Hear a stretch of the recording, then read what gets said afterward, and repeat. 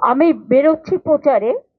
আজকে আমায় শিলিগুড়ি থেকে চালসা যেতে হবে, সন্ধ্যা হয়ে যাবে।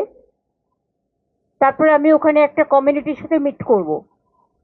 কালকে আমার প্রোগ্রাম আছে ময়নাগুড়িতে, ফার্স্ট প্রোগ্রাম জলপাইগুড়ি।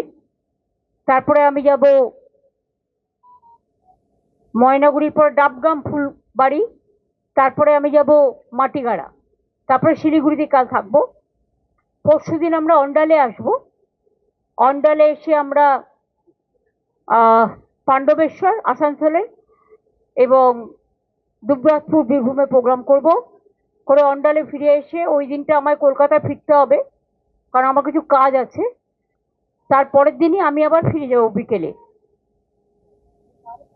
আমি আপনাদের একটি কথা বলার জন্য এসেছি। এই ইলেকশন কমিশন যে নিরপেক্ষ নয়, আমি তার একটা প্রমাণ আপনাদের দেখাতে চাই। ইলেকশন কমিশনের নোটিফিকেশনে বিজেপির ভোটের চিহ্ন, সিম্বল, নিশ্চয়ই আপনারা দেখতে পাচ্ছেন। এই দেখুন বিজেপির সিম্বল। একটা ইলেকশন কমিশন তাহলে কার ইশারায় চলছে, কার কথায় চলছে? নন্দীগ্রামের বিডিও চলে আসছে ভবানীপুরে, কারণ গদ্দারের নিজের লোক বলে ৭৩ জন রিটার্নিং অফিসারকে কালকে চেঞ্জ করা হয়েছে।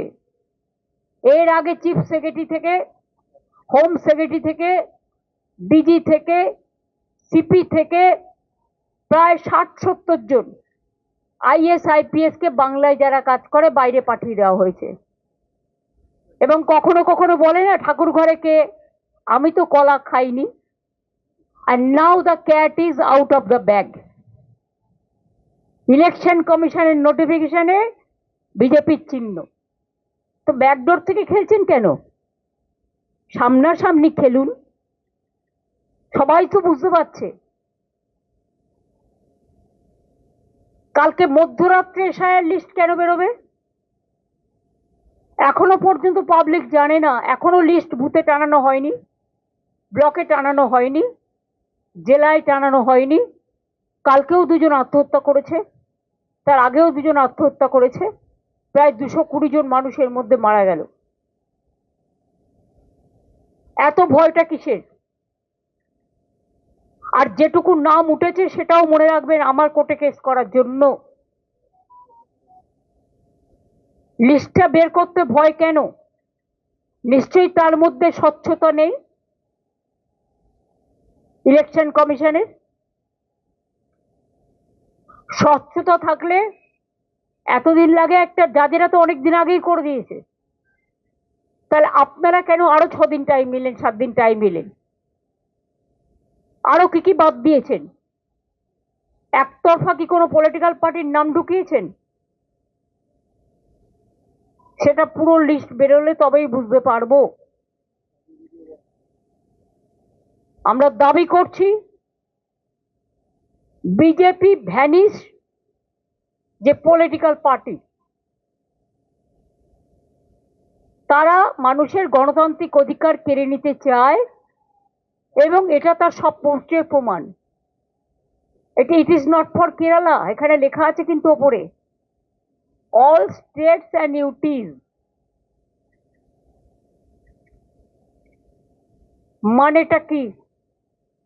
ক্লারিক্যাল মিস্টেক বললে হয়ে যাবে? হ্যাঁ, এটা clerical mistake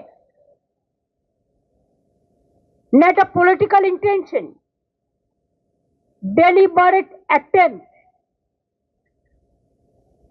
and cat is out of the bag. Now I will request all the political parties together, let us fight against the one-sided dictatorship, autocracy, and one political party ruled government and their agencies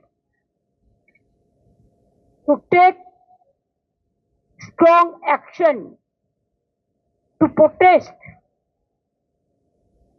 and to see that election must be free and fair.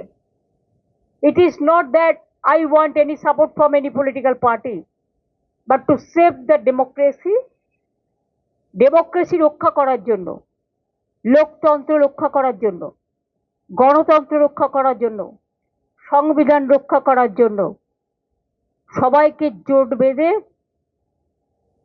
কে বাম কে ডান ভুলে যান, যারা এই চক্রান্তের বিরুদ্ধে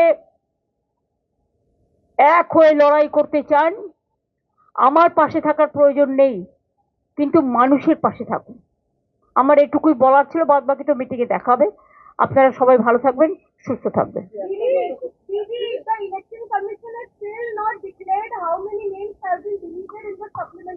That's why it is my question.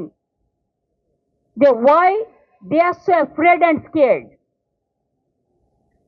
I have got the information when I will be reaching at Siliguri. Then only they will announce the list. I do not know what is the political vendetta, why they are cheating the people, why they are misleading the people. আর কত প্রাণ হবে বলিদান? মানুষের ভোটাধিকার কেড়ে নেওয়ার কোনো অধিকার ওদের নেই। এসআইআরই মনে রাখবেন, ওদের শেষ করবে। আমি এটুকু বলে গেলাম। হ্যাঁ, আমরা একটা কবিতাও কাটিয়েছি, দেখেছি তার বিভক্ততা। সংসদে কালকে বক্তব্য রাখতে গিয়ে প্রধানমন্ত্রী বলেছেন পশ্চিমে যে যুদ্ধ চলছে সেটা আগামী দিনে একটা বড় প্রভাব ফেলতে চলেছে এবং সেই প্রভাবটাকে উনি করোনা কালের সঙ্গে তুলনা করেছেন। উনি কি বলেছেন আমি জানি না, আর ওনার কথাবার্তা ঠিকও থাকে না, উনি প্রপারলি স্টাডিও করেন না। কাজে ওনার কথার উপর কমেন্টস করলে যারা এমপি আছে তারা কমেন্টস করবে, আম নট। ওয়েবসাইটেও দেখা যাচ্ছে না। তাহলে কার দোষ? সেটা আপনারা কেন মিডিয়ারা বলছেন না? কেন চুপচাপ আছেন? Sometimes you have to raise your voice. I will request the media to save democracy and raise your voice for the people. আমি বেরোচ্ছি প্রচারে। আজকে আমার শিলিগুড়ি থেকে চালসায় যেতে হবে, সন্ধ্যা হয়ে যাবে। তারপরে আমি ওখানে একটা কমিউনিটির সাথে মিট করব। কালকে আমার প্রোগ্রাম আছে ময়নাগুড়িতে, ফার্স্ট প্রোগ্রাম জলপাইগুড়ি। তারপরে আমি যাব ময়নাগুড়ির পর ডাবগ্রাম ফুলবাড়ি, তারপরে আমি যাব মাটিগাড়া, তারপরে শিলিগুড়িতে কাল থাকবো। পরশুদিন আমরা অন্ডালে আসব। অন্ডালে এসে আমরা পাণ্ডবেশ্বর আসানসোলে এবং